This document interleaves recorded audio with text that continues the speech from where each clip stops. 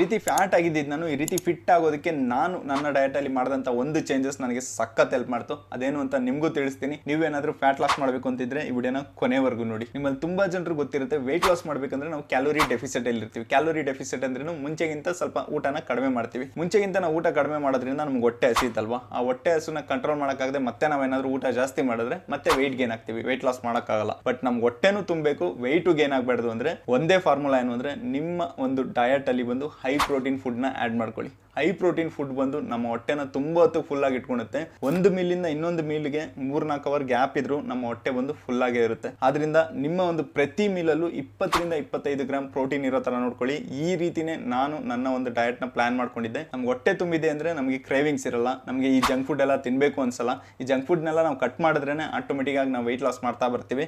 ಈ ಪ್ರೋಟೀನ್ ಬಗ್ಗೆ ಇನ್ನೂ ಹೆಚ್ಚಿನ ಮಾಹಿತಿ ನಿಮ್ಗೆ ಕೊಡ್ತಾ ಹೋಗ್ತೀನಿ. ಆ ವಿಡಿಯೋಸ್ ನೀವು ನೋಡ್ಬೇಕು ಅಂದ್ರೆ ಈ ಚಾನಲ್ ನ ಫಾಲೋ ಮಾಡಿ.